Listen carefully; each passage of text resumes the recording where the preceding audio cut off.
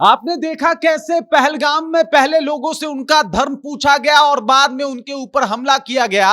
एक ऐसा ही मामला दरभंगा से सामने आ रहा है, जहां पे पहले कुछ मुस्लिम समुदाय के लोगों ने, युवकों ने उनका धर्म पूछा और उसके बाद शाम के वक्त उनके ऊपर ताबड़तोड़ लाठियां बरपा दी, जिसके बाद एफआईआर हो गया है। और एफआईआर की मिली जानकारी के अनुसार 4 लोगों की गिरफ्तारी भी हो चुकी है। पूरी जानकारी आपको बताऊंगा, जहां पे किस तरीके से धर्म पूछ के कुछ लोगों पे ताबड़तोड़ वार किया गया है, इसके पीछे का पूरा कारण और कहानी क्या है, इससे भी आपको रूबरू कराएंगे। लेकिन उससे पहले मेरा परिचय जान लीजिए। मेरा नाम है रजत और आप जनता जंक्शन देख रहे हैं। देखिए, अभी पहलगाम के इस अटैक से हम लोग उबरे नहीं हैं और आपने देखा कि किस तरीके से उसके बाद जो है लगातार पहलगाम को लेके कई सारे मुद्दे उठे और उसके बाद अभी हाल फिलहाल में आपने देखा ऑपरेशन सिंदूर किया गया, पाकिस्तान को नेस्तो नाबूद किया गया। लेकिन यह मामला दरभंगा का है, बिहार का है और लोग सोच रहे हैं कि भाई साहब, अगर यह मामला सच है तो इससे कैसे निपटा जाएगा, क्योंकि ये तो अपने ही हैं,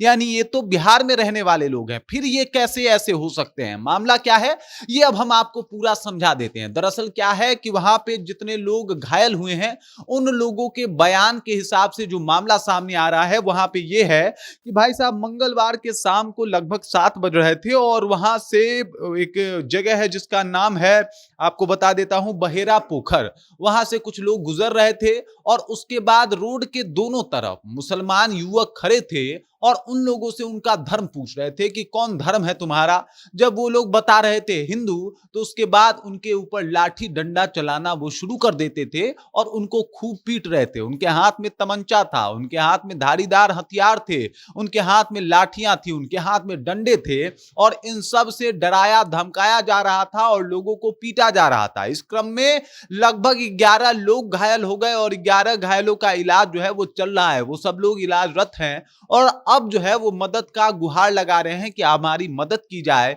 देखिए किस तरीके से हमारा धर्म पूछ के हमारे ऊपर हमला किया गया है। इस मामले के बाद जो है एफआईआर होती है और एफआईआर में बताया जाता है कि पहले हमारा धर्म पूछा गया और उसके बाद हमारे ऊपर ताबड़तोड़ लाठियां चला दी गई। कुछ लोगों की हालत गंभीर है, कुछ लोग क्रिटिकल सिचुएशन में हैं, कुछ लोगों को दरभंगा मेडिकल कॉलेज में जो है वो भेज दिया गया है, रेफर कर दिया गया है। और आपको बता दूं कि जो ये 11 लोग हैं जिनके ऊपर काफी लाठियां डंडे चले हैं, उनका नाम भी मैं आपको बता देता हूं।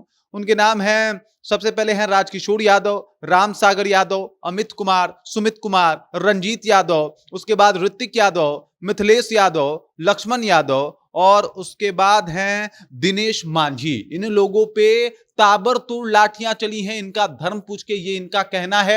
एफआईआर में ये लिखवाया गया है कि भाई साहब, हम लोग शाम के 7 बजे जो है वो आ रहे थे और बहेरा पोखर पे कुछ मुसलमान युवकों ने रोक के हम लोगों के ऊपर लाठियां बरपाई और इतना मारा कि कुछ लोगों की हालत जो है वो काफी गंभीर है, कुछ लोग काफी परेशान हैं। इस तरीके के मामले जो है वो सामने आ रहे हैं। राम सागर यादव का कहना है कि भाई, राम सागर यादव जो काफी उनका उम्र हो चुका है, बुजुर्ग हो चुके हैं, उस बुजुर्ग का कहना है कि भाई उम्र का भी लिहाज नहीं करा इन लोगों ने और हम लोगों को मारा। हमसे पहले हमारा धर्म पूछा गया और फिर हमको मारा गया। लक्ष्मण यादव का भी यही कहना है, यही उनका बयान है कि हमारा धर्म पूछा गया और फिर हमारे ऊपर लाठियां बरपाई गई और पीछे आने वाले लोगों से भी उनका धर्म पूछ रहे थे ये युवक और पूछ रहे थे कि बता तू हिंदू है कि मुसलमान है। और जहां कोई हिंदू बता रहा था तो उनके ऊपर ताबड़तोड़ लाठियां जो है वो बरपाई जानी शुरू हो जा रही थी। ताबड़तोड़ जो है इस तरीके से लाठी बरपाई जा रही थी कि एकदम से वो अधमरा करके छोड़ रहे थे।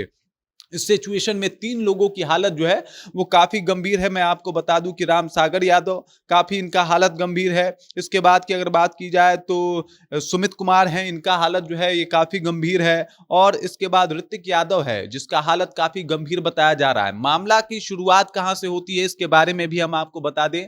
दरअसल मामला ये होता है कि ऋतिक यादव और इसके साथ साथ एक लड़का है, नूर आलम का बेटा, उसके बीच में स्कूटी से जो है ये ऋतिक यादव को धक्का मार देता है और इसके बाद अपना स्कूटी छोड़ के वहां से भाग जाता है।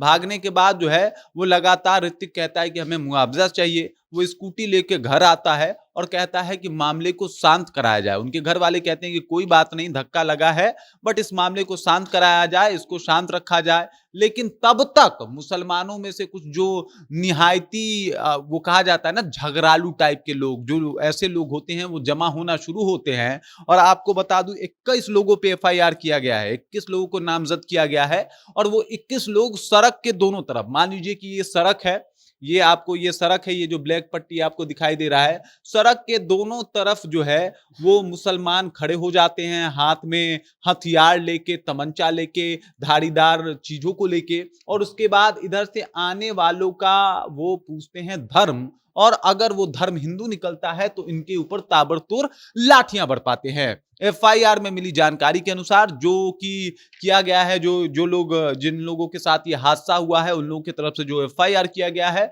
उस रिपोर्ट के मुताबिक ये माना जा रहा है कि पहले इनका धर्म पूछा गया और फिर इनके ऊपर ताबड़तोड़ लाठियां बरपा दी गई।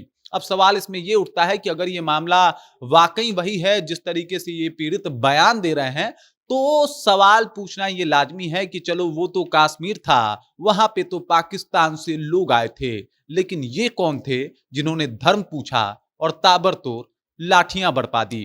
क्या इनका भी इलाज जरूरी है? कमेंट करके अपना विचार जो हम तक पहुंचा दीजिएगा। बाकी आप देख रहे हैं जनता जंक्शन और मेरा नाम रजत है।